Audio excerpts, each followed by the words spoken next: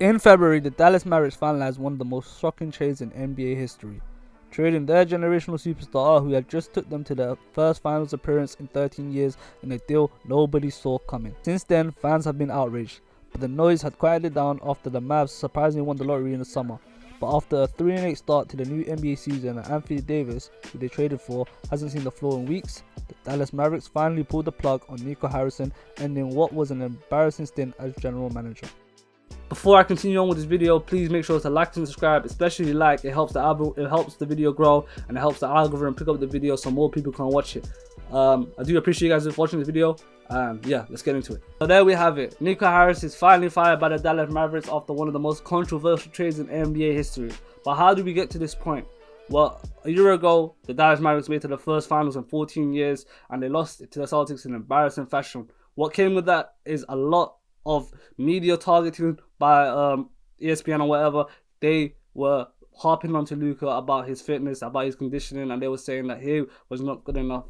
And of course, but prior to that, this season, a lot of people were up to their nerves. They had enough of Luka Doncic, always crying to a referee, always complaining, always moaning, and always turning up to the season unfit. And it got to the point where the Dallas Mavericks were saying to him, obviously like the coaching staff and stuff, they were saying to him, you know, if you need to get fit, you need to get fit, and he wasn't listening. So it came to the point where he was about to get his supermax contract. I think it was about $350 million, and Dallas Mavericks got new ownership. Nico Harrison was of the opinion that Luka Doncic, yeah, he's a great player, and yeah, he's a good generational player, but he's not worth that money for us. He's not worth that much. I feel like locking him to that contract is going to be a big decision, and I don't think it's one that we should be making.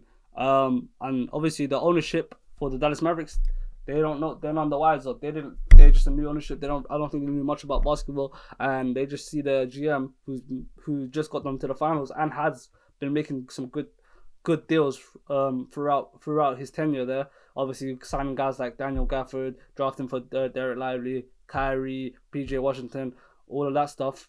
It made sense to back his decision. They didn't know how much he was loved in Dallas, and how much it was gonna come back to bite them in the back. But nonetheless, in February, the decision was made, and Anthony Davis was traded to Luka, and it was a shocking trade, and everyone couldn't believe it happening. What led to that after that was Dallas Mavericks going on a poor run of form, and then finally receiving the lottery against a very sketchy odds, but they managed to get the first overall pick, and everyone knew it was going to be Cooper Flag, who is one of the best freshmen to come out of Duke. So it wasn't all bad for Dallas, and I feel as though if they were given enough time to see how Kyrie and how AD and how Cooper Flag played together, I feel like if they gave him enough time, I feel like the decision would have been this decision would have not been made. It's just unfortunate that Kyrie's out with ACL, and Anthony Davis is back to his usual self, just always being injured. That's the only flag, no pun intended, but that's the only flag I will have for this trade is trading Luka for AD, because they did not see that they could get the number one pick. It was not guaranteed that they're going to get the number one pick. So trading for Luka, just because they traded for AD and ended up getting the number one pick, we can't give them credit for that, because that was not something that Nico Harrison planned for. And I feel like him trading to LA, there is some sketchy dealing in there that we don't know about. So it's not all guts and glory. There is some bad in it, and there is some positive to take out of it. The bads are very bad, but the positives are kind of positive, you know, especially if this season, if they tell Kyrie, you know what, we're just going to sit it out this year and see if we can get another lottery pick or maybe another top 3 pick, which is probably going to be likely right now. They're 3-8, and Anthony Davis is still going out with injuries. So yeah, Shams had something interesting to say about Nico Harrison. Take a look. Was the person that insisted Luka Doncic needed to go? Stephen A., it was Nico Harrison. It was Nico Harrison's decision. That is Shams Charania giving some inside information on saying that the decision was all on Nico Harrison, and I do believe it was all on Nico Harrison. I don't think Coach Jason Kidd had much of a say in this decision, or even guys like Michael Finley. They didn't have a decision. They don't have a say in this decision. It was just purely between Nico Harrison and the ownership. He presented with a great idea to save a lot of money, and they said, why not? So, yeah. I do feel like Nico Harris is being scapegoated a lot. I feel like the ownership does have to take a lot of blame for it as well, and they do have to take a lot of accountability towards the fans and apologize and say, yeah, we should have not done this.